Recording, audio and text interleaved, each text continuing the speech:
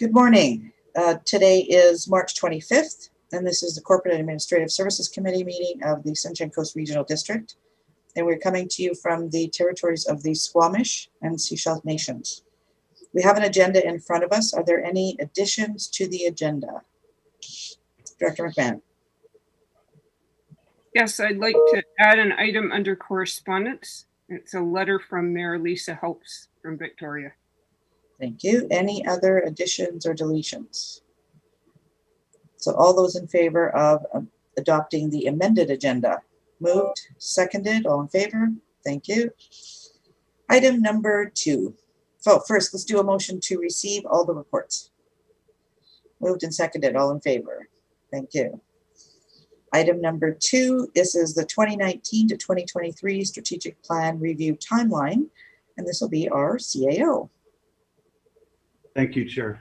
I hope the report is fairly self-explanatory, but what we're looking at this year is potentially kicking off budget 2022 in June, which would be that the first sort of key step in that whole process is the strategic plan review. So the idea being that this timeline maps out what we would do in order to have the strategic plan review at the end of May and allow us to kick off budget 2022 with some actual genuine engagement and outreach in June. And I'm happy to take any questions. Thank you. Directors, any questions? Director McMahon. Yeah, I'm wondering how we measure our success. Like I was looking, Squamish has a climate action plan and they have metrics. They have a whole dashboard full of them that measures how close they are to achieving their goals. In particular, we have goals around climate change and social equity. And that's great. And I love that we have that, except I don't know how on earth we measure whether we're making any progress towards those goals. So, and I was also listening to some discussion, and it's very true. You know, where are we spending our money? Are we spending, are our budget line items aligning with our strategic plan? In fact, I think they probably are, but in the interest of reporting and transparency, I think that we should kind of focus down on how we measure our success in achieving our strategic objectives. Any suggestions from staff? Well, I can speak to it first, and if Tina wants to add anything, she's very welcome to. We have been working on, as a senior leadership team, and through some of the discussions we've been having between the CAO and board on quarterly reporting that more meaningfully and more transparently connects the work we're doing to your strategic plan.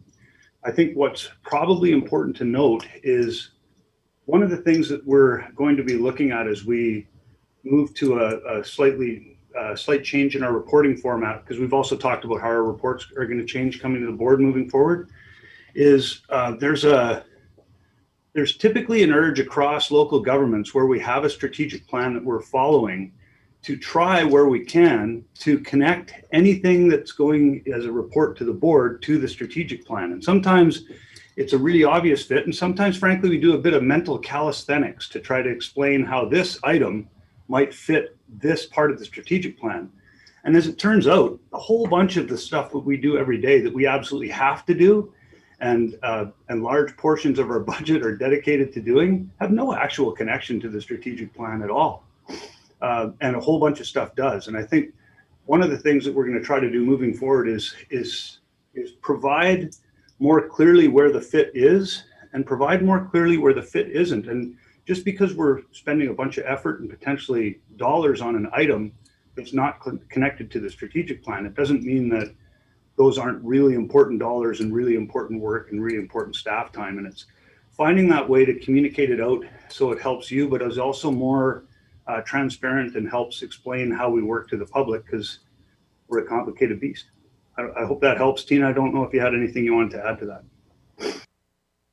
Well, I think if I was going to add anything, I mean, there are key tactics that are what I would say would be those success indicators. If the board sees those completed in their term, that would be a measure of success based on the timelines. So I think that's back to the reporting piece, and measuring the success out to the community on what initiatives the board wants to accomplish in their term based on their strat plan. So I think that's part of the strat plan review is the reporting out, and part of the annual report as well. Thank you. Director Hilt. Thanks. I almost want to follow up on that conversation, but because it's not implicit in the strat plan to do good customer services and keep the doors open and provide all those services. It's implicit in there. It's not explicit. So that's all I want to say about that one. But I do want to ask CAO about a couple of questions about what I'm getting into here coming up in the summer. It looks good, by the way. The idea of getting ahead of the budget and having a year-round process, I think that will help at the end, right? The continuous improvement process. But I am wondering about I am noticing that April 16th, May 14th, and May 28th are all Fridays. So I'm wondering how much of those Fridays are going to be are these all-day events like the report card? Is this like a one-day thing? Is this so? Just a little bit. What the surprise is. It's a bit of a surprise. A little bit more about the surprise. Okay, I'll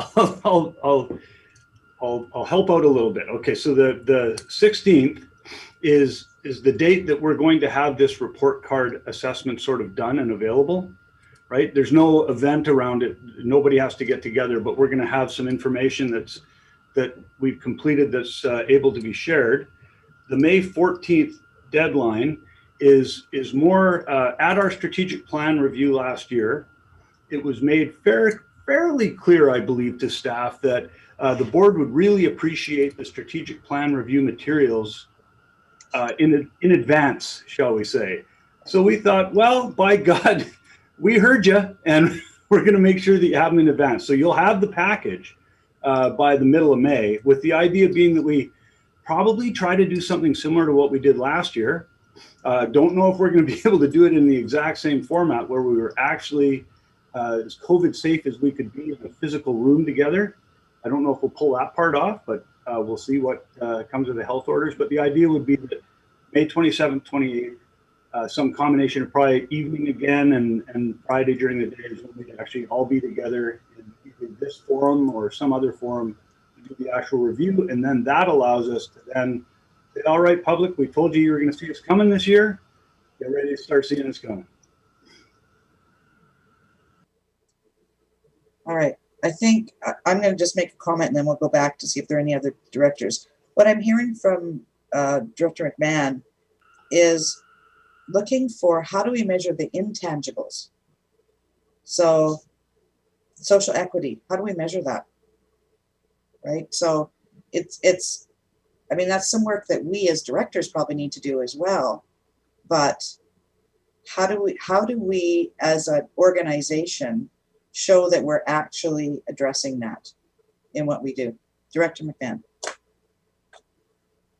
Yeah, and to follow up, I mean, this is a subject of considerable attention right now, and perhaps somebody else has invented the wheel for us. If there are best practices being developed out there, that would be great, and then we don't have to tie ourselves in knots trying to figure this out. Thank you. Before I go to Director Hiltz, I just wanted to look at the dates, the 27th and 28th. May 28th is actually ABICC. So I think most of us will be tied up that day. So look at those dates. Yeah, we can look at those dates. Okay. There's obviously a bit of flexibility, and we can get before or after. Okay, thank you. Director Hiltz. Just following up the measures of success. So for me, I'm seeing the two pieces. There's what you measure and then how you communicate it. And this dashboard thing that Director McMahon has mentioned in Squamish, Metro Vancouver has a dashboard. You know, it's so that the public can see what's happening.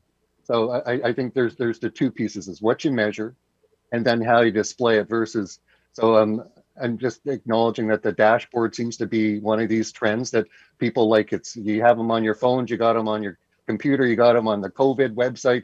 Everyone's got a dashboard, it seems like. So it's just one of these, the display methods of summarizing all this stuff into one metric, kind of like. So just the two pieces to that I'm seeing. And we have looked at some potential tools, I guess, and Tina, I welcome your input on this. I think what's probably safe to say is the path towards a dashboard is an evolution that will involve several incremental improvements along the way. But the path towards a dashboard, like what some of these other larger organizations have, which are really effective, the path is hundreds of hours and thousands of dollars. Director Ties and then Director McMahon. Yeah, I just wanted to mention that now that we have a manager of sustainability, I think it'd be great to get a baseline going by that May and late May meeting, so that we can sort of get started on what we think might be our goals in the future, and create something where we have a starting point regarding KPIs and metrics and all that kind of stuff. Thank you. Director McMahon. Yeah, I just wanted to say I appreciate there's a lot of background work going on right now that's the kind of building blocks, and it's not probably represented on a dashboard, but things like getting the asset management plans in place, or just rebuilding our website because it can't currently support the kind of nice looking dashboards we would like to have there. So I appreciate there's a lot of work that's getting done. That's the fundamental work that needs to happen before we can move forward with some of these other projects. Thanks.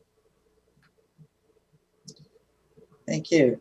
Directors, any further questions or comments to staff? Thank you. So we'll move on to Annex B, tender bid award reports. And who's leading this one off? All right.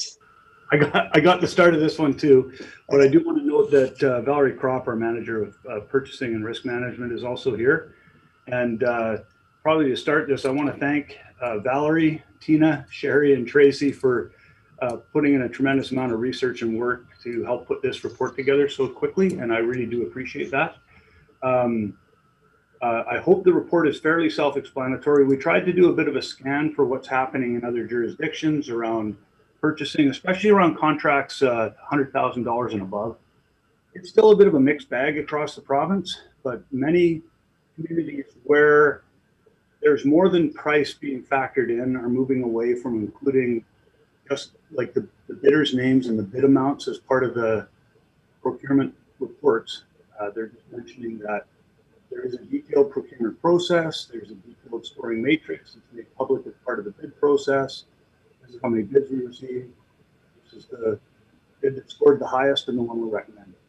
However, there are several communities, including who still post the names of the bidders and the bids for projects over a certain threshold. And I think it's 250,000 is the sort of the operating process, and CPL can maybe 75 to 100. Sorry, Dean, your audio is breaking up quite a bit. Maybe make sure you're close enough.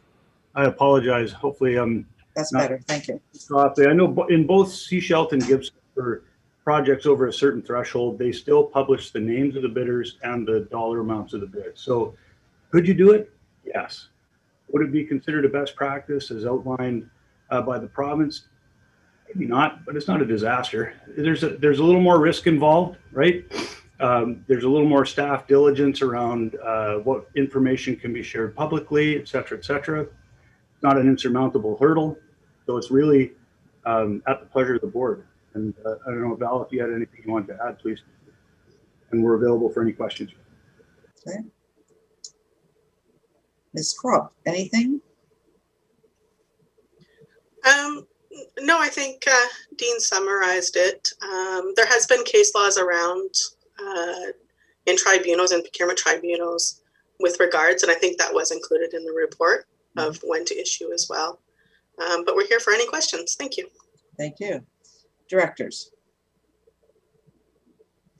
Director Hills. Thanks, and yeah, thanks staff for the report. I guess I am in the camp of kind of a little bit more what we can do, and I'm going to just say thanks, Director McMahon, because you sent us a link about the Gabriola thing, and their tender had exactly kind of what we were talking about, but they're separating out the recommendations coming from staff to award versus this is a regional district of Nanaimo. It's unverified tender bid results, and it lists the company name and the tender price on a sheet, which is part of the bid packaging on their website, where it lists the bid opportunities. So there might be something to separate out kind of this unverified bid tender results, which I think is more or less what we're looking for, which is outside of the process of reporting to board. So there might be a way to separate out those pieces. I would just say follow Director McMahon's link about the Gabriola, and it looks kind of what I'm thinking we're looking for. So to separate out those items, the report to board versus what's presented in terms of the unverified tender bid results. Regional district, is there a risk? It seems to be happening in other places. So I'm prepared to, at least try it for a while. Could we try it for 6 months or a year? See if it makes sense to us. So I'm interested in seeing something like that. Thank you. Director Beamish. Yeah, I do fall into camp as saying that I would rather have more information. I'm not aware of any communities that actually award strictly on the basis of cost. There's always an evaluation. The evaluation criteria are listed in the tender, so that the bidders are aware of how they're going to be evaluated.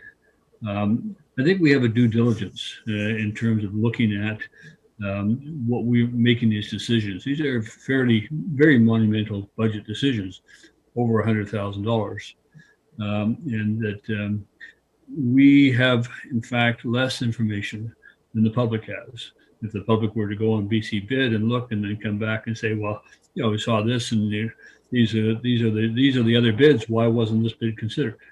And we don't have that information.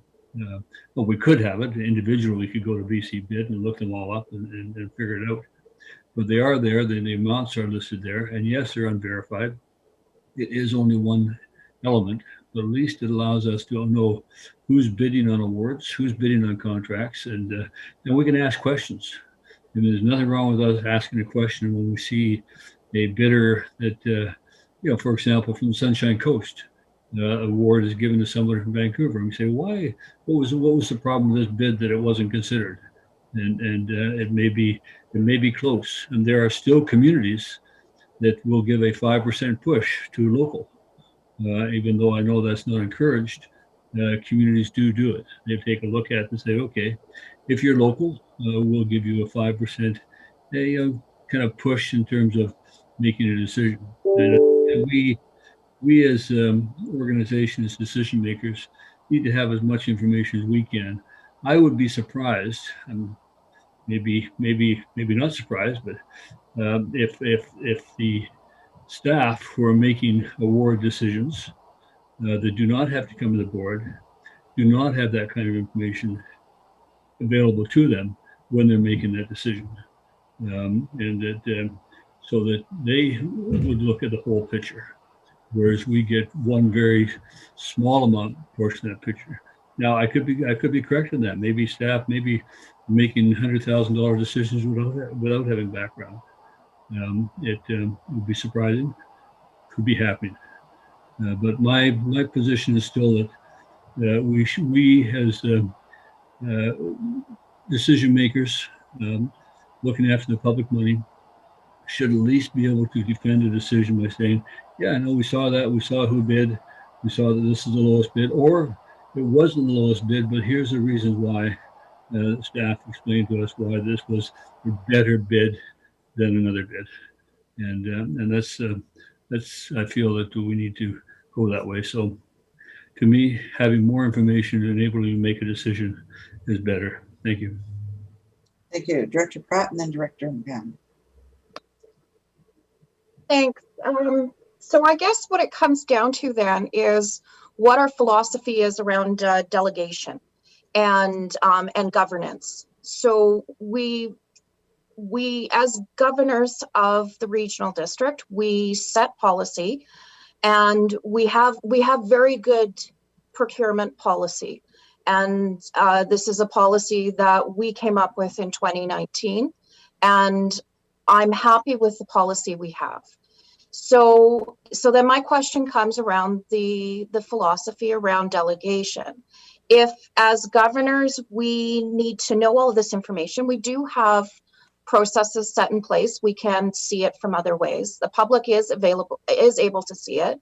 If there are additional concerns, there's always the FOI route for members of the public. I'm confident in the staff we have making these decisions. They're highly trained professionals. If we want to be looking at this, I'm worried a bit around our risk management about it, because our policy needs to support the reporting piece. So if we need to relook at the policy, then that's what we need to do. But I'm actually happy with where we're at right now. I personally, as an elected, feel that I need to be really mindful of how deep my fingers are in the delegation of these duties to staff. Thank you. Thank you. Director McMahon. Oh, what a fun discussion. I also am happy with our procurement policy. I think it's a good one. And I do not want to be getting into second guessing staff's decisions. But on the other hand, I do want to have the information that's publicly available, because I am often put in the situation in the community where members of the community know a lot more about what's going on at the SCRD than I do. And, that's inevitably going to happen sometimes. But if the information is readily available to the public on BC Bid, then I don't see any reason why we shouldn't also be able to get it without having to individually go out and look things up on BC Bid.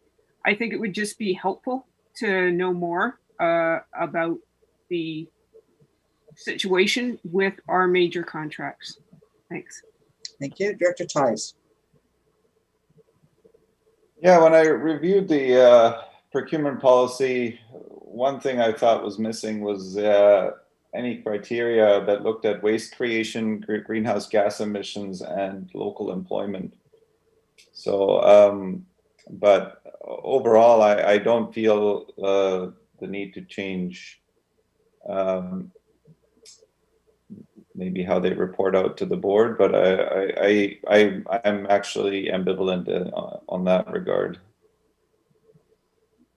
Director Toth. Thank you, Chair.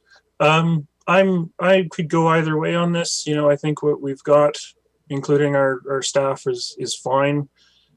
Do I want to know more? Of course I want to know more, but that's mostly from my own curiosity. It's not so much that I need it to make a decision. The few times we've seen contract awards over $100,000, we've never gone against the staff recommendation for the bid award.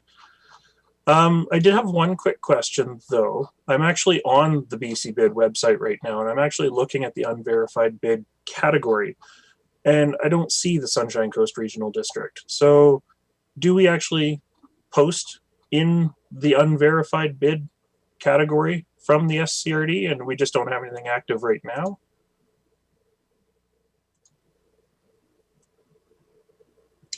Ms. Croft, yeah.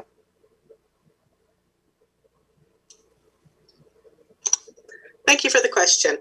The unverified bid is for tenders and for construction documents. We actually don't do a whole lot of construction. They're not for RFPs or things with evaluations. It's literally like public openings have gone by the wayside. majority organizations don't do public openings anymore, especially with COVID too. The few that did have been slowly dropping off with COVID. So with the unverified bid, it was for construction. So when the vendor community used to sit at your reception desk waiting till 2 o'clock to put their bids in, all the construction workers, it was posted that way. So we do very little of those type of projects. We do post award notices on our website as well, but we can definitely, for the tenders, and that's sort of one thing I do want to point out, that the unverified bid results are before evaluations are done. They're in lieu of public openings for construction where the only consideration is price. That was the intent of it. That's kind of what the standard is for using those. So for tenders, we definitely can post unverified bid results on BC Bid. Other organizations are starting to use in-house platforms like Bids and Tenders or Bonafide. They're very expensive. We don't use them at the regional district to post those notices instead of BC Bid. Thank you. Thank you. All right, so there are two components here that I'm hearing. One is, do we delegate this authority to staff to do the evaluations? Definitely. Do we believe that they have the background and the information to be able to provide recommendations to the board where we trust what they've brought to us? And, you know, as Director Toth said, do we follow the staff recommendation? Definitely. And I don't think as a board, we want to get into that. That's not our role. So I agree with Director Pratt on that. The other piece, though, is around openness and transparency to the community.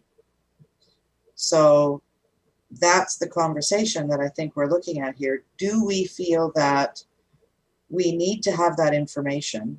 Who actually has responded to an RFP that's put out and what the bid was for that? Not details of it, not who the subtrades are, not, you know, how they broke it down. We don't need any of that. That's all on staff. But having that on there, I mean, I know if we look at our public works building that we just finished the AAP for, what the community said was, you know, yes, we don't necessarily, some of them said we don't necessarily want to spend this much, but on the other side, they said, we're glad a local contractor got that. And they could see all of the other contracts there. So it's just making that information available to the community. Two pieces. One, it lets the community know that yes, they are included and have the opportunity to be part of this. Or, yes, they have the opportunity, but we don't have those organizations or those businesses on the coast who can do that or have not set themselves up to be able to be part of that. And that's another conversation, right? It's not, did we pick the right, you know, the proponent that we should have picked? Totally separate conversation. So that's more what we're talking about here. So on page 6 in our package, there actually are two different options that we could go. The first one is providing more clear wording in the contract award documents that link the contract award to the board's approved procurement policy. Or number 2, include the bidder names and amounts for contracts over 100,000. And they say that could be done. It would require a modification to section 9.5 of the board policy and the solicitation documents, because we need to upfront let those who are replying to an RFP know that their name and their bid will be made public. If we don't do that in the documents up front, we can't do that. So I'd look to the directors. What direction would you like to take?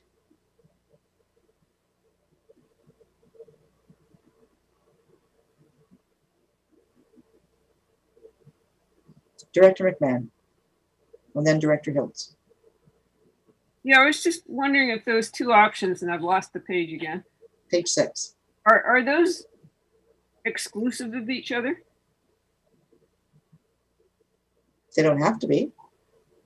I don't believe. I just thought that the wording, that having a wording that better explains our procurement policy is never a bad thing. Mm-hmm. Just my comment. Thank you. Director Hilt?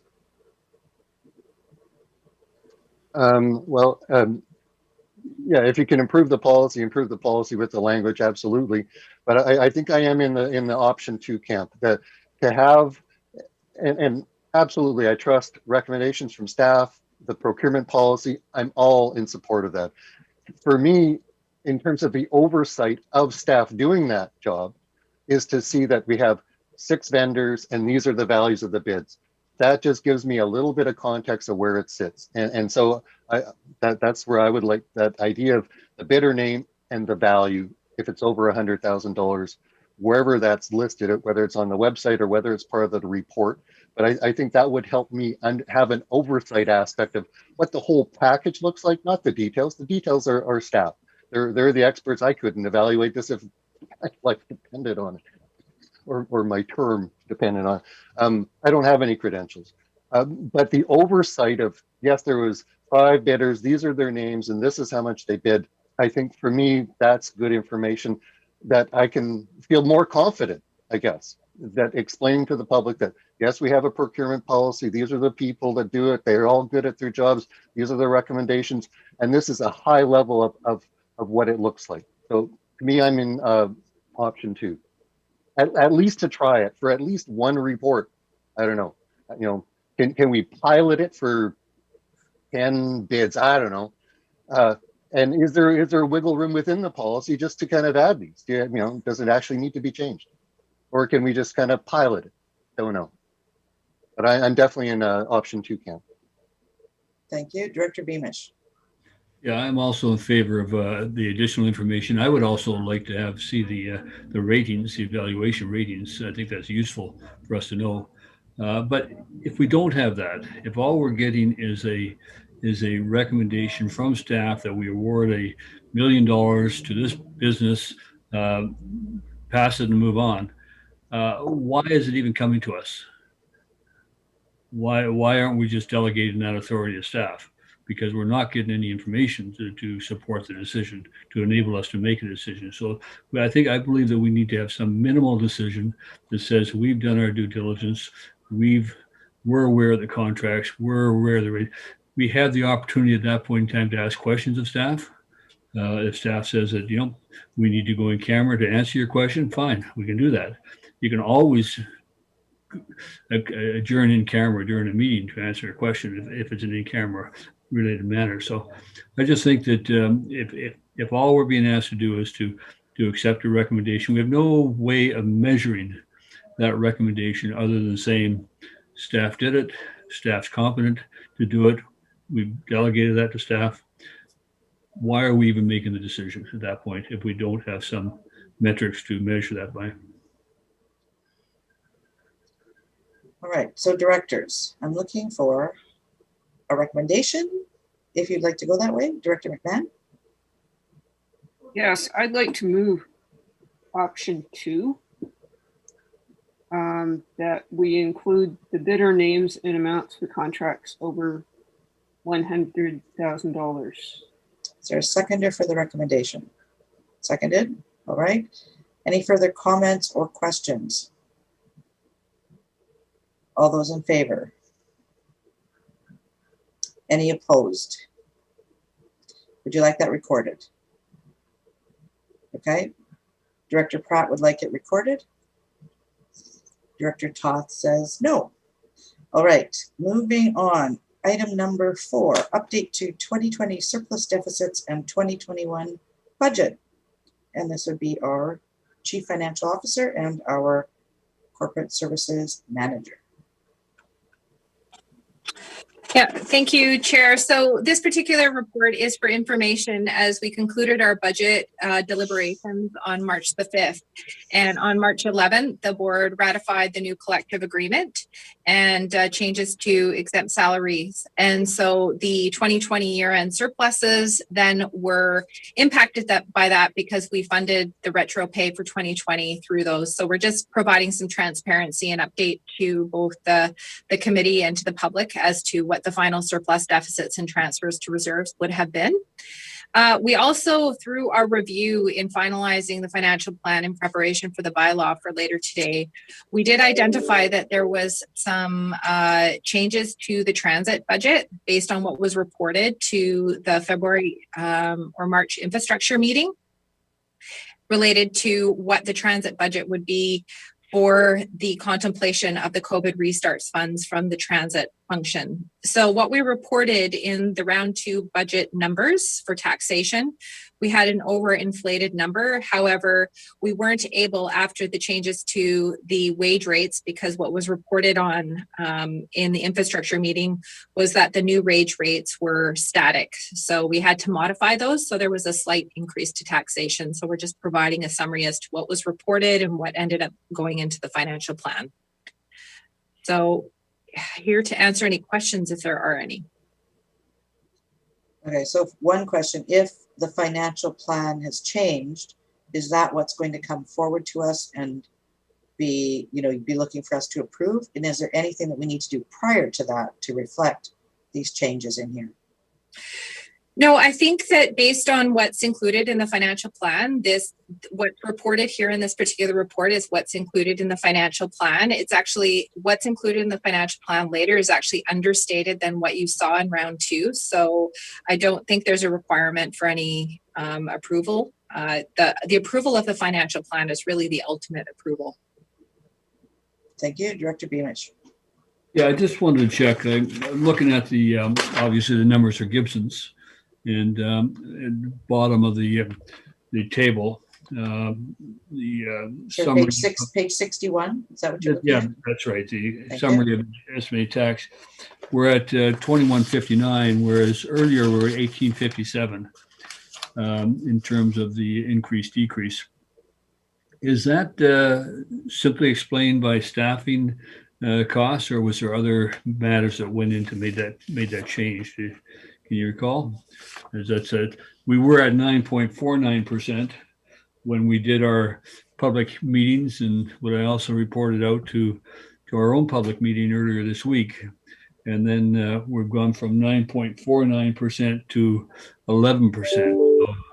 So a 2% jump in that period of time from our last meeting.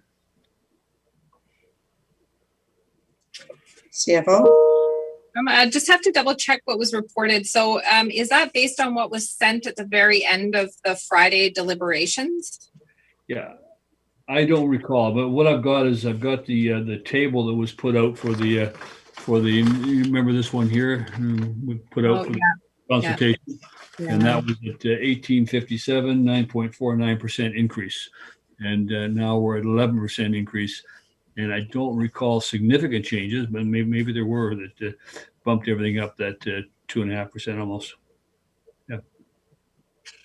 Yeah. So thank you for that question. That is a good question for clarification, especially to members of the public. So what was reported at the information sessions through the rural areas as well as the member municipalities was the figures at the end of our round 1 budget deliberations. So these particular figures included in the staff report are reflective of all the decisions that were made in round 2, including the staffing changes for the wage rates. So the numbers have increased. There were several decisions, especially for the solid waste service in particular, that I recall did impact the taxation figures, because a lot of those projects were funded through taxation. So they will have changed as a result of those decisions in round 2. Yeah. Thank you. Yeah, the second question, if I may, is that I just looking at the report from the local this week, reporting we actually have almost 12.5 new positions this year. Do we have a list of those? Is that an accurate report? We're approving 12.5 new positions, and do we have a listing of exactly where they are in one place?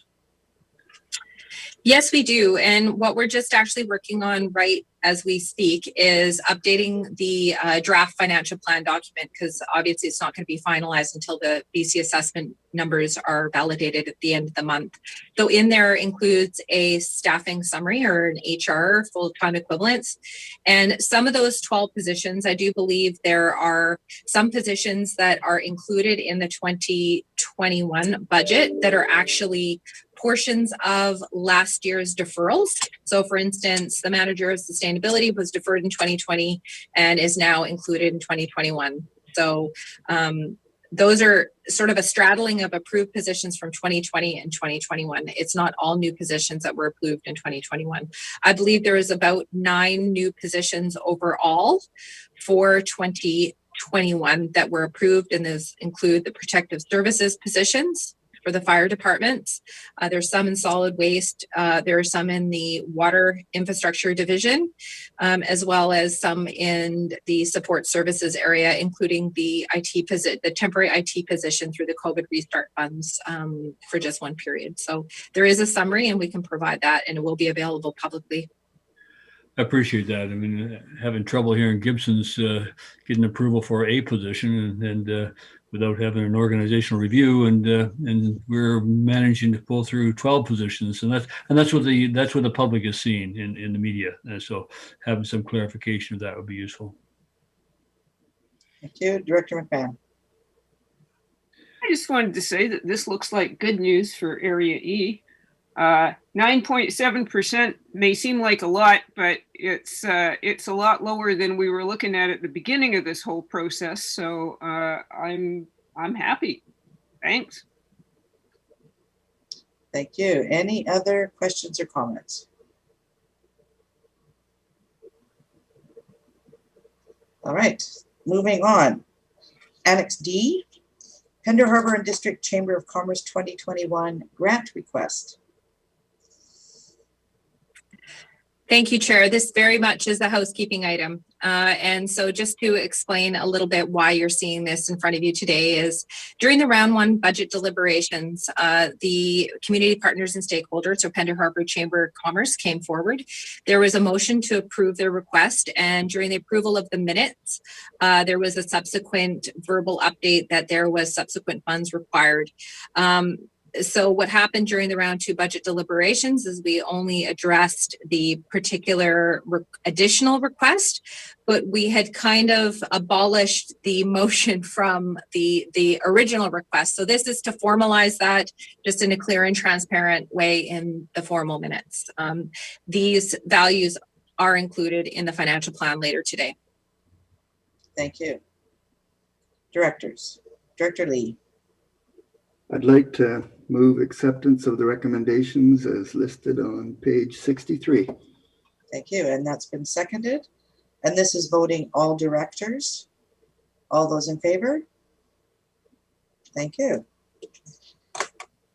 Number 6, Annex E, page 66. This is grant status update. And over to Ms. Perot.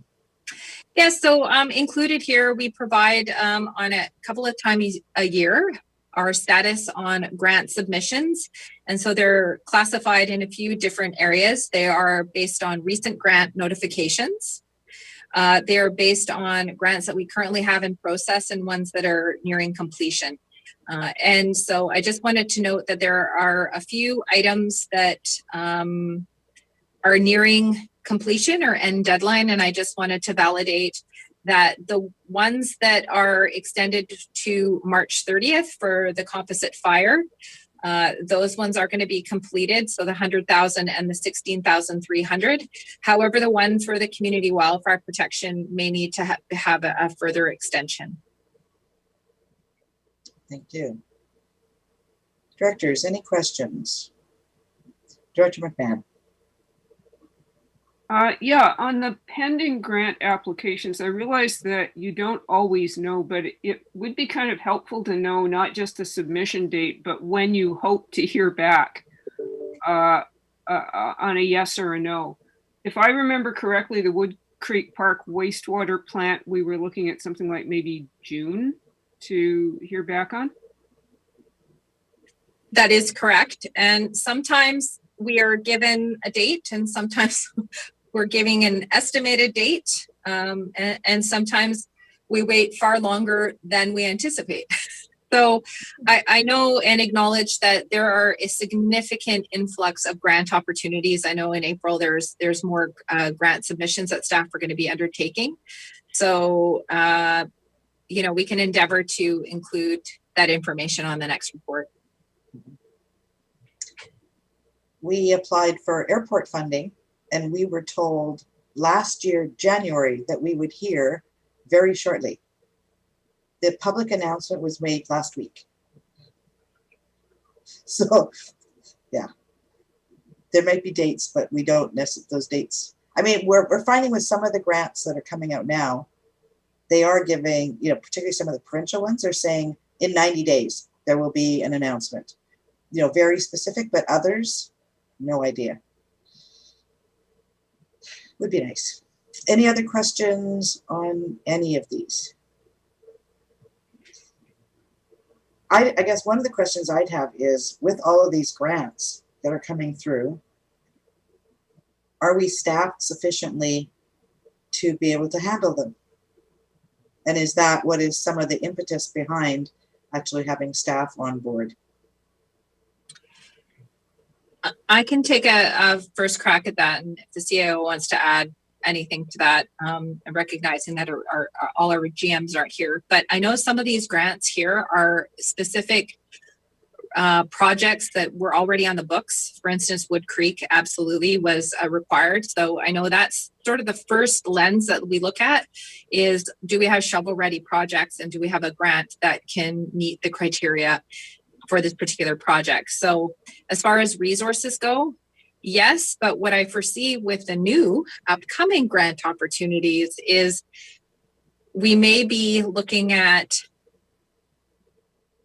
prioritizing work, but I think that's part of the request for new staffing is so we can, do more and have a little more horsepower to be able to take advantage of these projects. Thank you. Director Hiltz and then Director Toth. Thanks. I guess one in terms of this oversight role is, the public says, are we getting grants? Are we getting grants? Are we getting grants? And yes, we're getting grants. Yes, we're getting grants. And when we see them all kind of in pieces, we don't really see the aggregate. But the aggregate, I think I'm going into board here a little bit. It's all grants would be considered government transfers into revenues under our financial plan. There's nothing else that goes into that government transfers other than all of these grants. Is that so? Okay, that just clears up that. Thank you. Director Toth. Thank you, Chair. Looking at the bottom of page 66, the Community Emergency Preparedness Fund regarding the water evacuation planning. We were declined on that grant, which is unfortunate, but we can't get them all, I suppose. I'm just wondering if staff have any thoughts on trying for another grant to complete this work, or perhaps looking at bringing back a proposal to fund this work through other means. It is something that we should be looking at doing, and if we can get a grant for it, great. But if we can't get a grant for it, I think it's work we still need to look at doing. I don't have a specific answer to that one right now. I'd have to circle back with the GM of infrastructure, and we can bring that forward to the committee in response to that. But most certainly, if there's a grant opportunity in a project that we intended on doing, most certainly we would be looking to apply again. Thank you. Any other questions or comments? All right, seeing none, let's move to communications. And this is the letter from the City of Victoria. So did we receive the communications? Okay, look for a motion to receive the letter.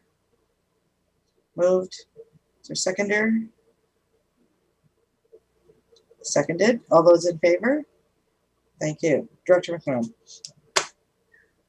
Yeah, the whole question of upgrading our buildings, local housing stock, retrofitting to zero emission standards is, I don't think it actually qualifies as a wicked problem, but it's a naughty problem. So the sooner that we can get going on it, the better. And I have a lot of concerns about how this is being rolled out or not rolled out. But I think that the letter from Victoria really identifies some of the challenges, and they would like our support in urging the provincial government to take bolder action on climate change and lead the way in regulating building emissions. Where was I here? Oh yeah, there are two really missing measures, which is regulating GHG emissions from existing buildings and building energy benchmarking and reporting. And both of these need to be done. So I would like to support the City of Victoria's request with the province. I don't know if we need a letter of support, but I think that we should, oh, there we go. Sorry. We are requested to endorse this campaign and communicate our support directly with the province by writing to the following ministers. And I think we should do that. Yes, that was a motion. Is there a seconder for the recommendation? Seconded, thank you. Yes, it's going to be a challenge because these programs, as they are being rolled out, do not really consider the challenges of rural areas, but we have to start somewhere. So I have a question around how does this tie into the step code that BC is in the process of implementing? Because that deals with new buildings, also retrofits, I believe. That how does this tie in? Do you know if there's any correlation, Director McMahon? The step code, the term they're using is agnostic on energy. In other words, the step code does not do anything about regulating emissions from buildings. And that's possibly because the energy industry was heavily involved in drafting the step code. And what is going on is a number of municipalities across North America are looking at regulating, basically saying that new buildings cannot be made natural gas ready. If people retrofit later, different issue. But we have to stop using combustion to heat our buildings. That's the bottom line. And we're not addressing it. Thank you. Directors, any other questions? Director Hiltz. Thanks. The support for this is the support for an education and awareness campaign, principally through the website Help Cities Lead. So I guess I'm wondering, how does that education campaign kind of work with, because I don't know if the regional district has I don't think we have a campaign to deal with this issue. So I'm just wondering how the SCRD's actions and the website, we can support it. I have no problem supporting but I'm wondering who's the doers of this? Who actually does the awareness and education campaigning? Does that come to the regional district to do? Or like when I looked at the website, I couldn't actually see, I couldn't figure out what's going on there. Like, does this say that the regional district is going to do this education? Or are we just supporting someone else doing the education? That's kind of, I just couldn't quite understand what we're committing to, I guess, is really where I'm trying to understand. I'm going to go to Director McMahon and then go to Director Toth, because I think that's addressing Director Hiltz's question. Well, I don't think that we should be responsible for an education campaign. That should be done at a higher level than us, like AVICC or UBCM. Thank you. Director Toth. Thank you, Chair. I'm not sure that I can support this at this time. It sounds like a great idea in principle, but I don't know enough about it. I'm just poking around on the website right now, trying to learn a little bit more about it.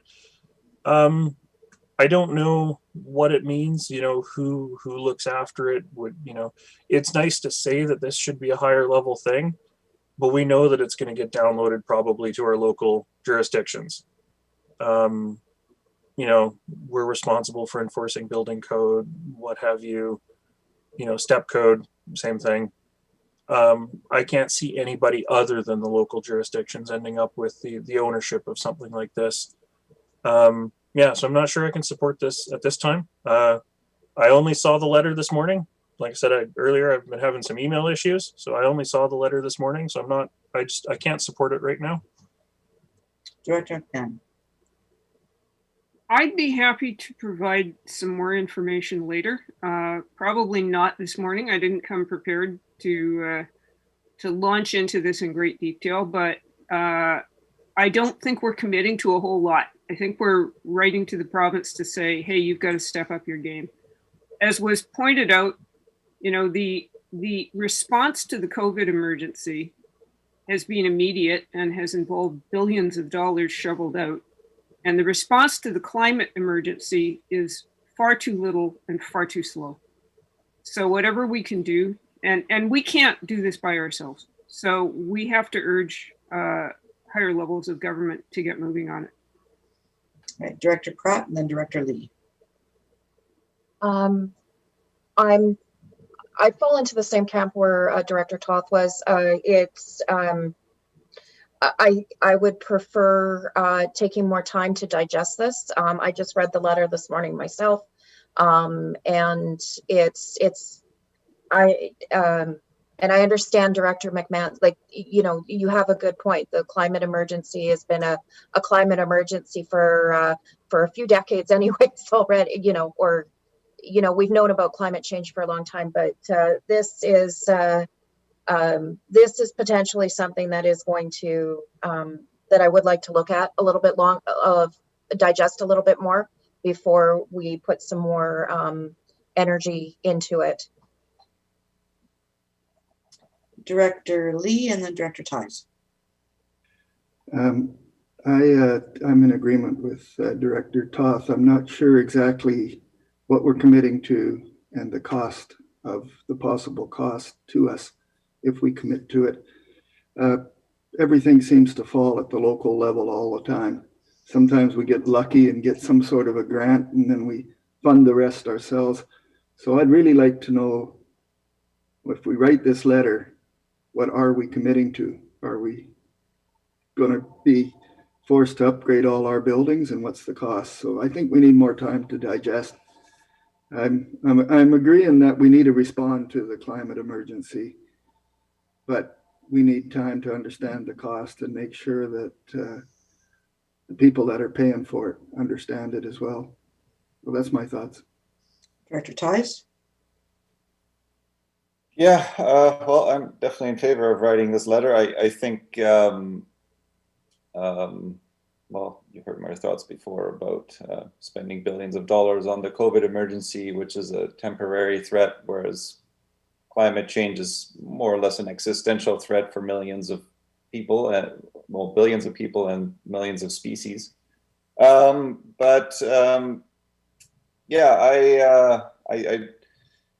I think climate change needs to cost money. I think climate change is going to cost money. And so far, not enough has been spent at all levels of government. And I think it's time for everybody to step up. So I'm certainly in favor of writing this letter. Okay, what I'm hearing from directors, though, is not that we want to support it or that we don't want to support it. It's that we don't have sufficient information at this time and we want more time to actually study it, to come back and make an informed decision about supporting or not. So where could we move this? Okay, follow up then. Yeah, so rather than sit on it and let it go into basically in the recycling bin, because nothing, what can we do then? All right, I'm wondering if we could defer it to a particular meeting so that there's a time frame, you know, the directors all know, you know, you've got this much time to do the background research. Director McMahon could send additional information to us as well. And then we could bring it back and actually make a decision one way or another. Director McMahon and then Director Hiltz. Yeah, so I'm just looking up our meeting schedule to see what is the logical next meeting. Possibly infrastructure. Mhm. That would be, I would be happy to amend my motion to defer this consideration of this letter to March 11th, April 8th, infrastructure. Okay, Or you can defeat me and do this again. I don't know. Pick something. all right. Is there a seconder for that recommendation? Seconded, be deferred to April 8th. So then, corporate officer, on a deferral, there is no more deliberation, no more comments, all right? So we have a motion on the floor to defer the consideration of this letter to the April 8th infrastructure meeting, is that correct? All right. All those in favor? Thank you. That is the end of our agenda. Is there any new business? Seeing no new business, I'd look for a motion to adjourn. Moved and seconded. Everybody, all those in favor? Thank you. All right. We have Connie Jordison from the local in the gallery. Connie, do you have any questions?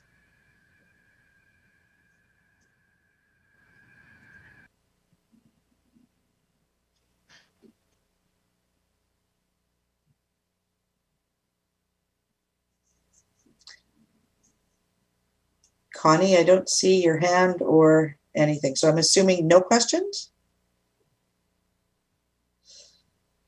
Thank you. Staff, any questions that came in through the email or any other manner? Nothing's come in. Thank you, Director McMahon and Director Toth. I guess it's all me.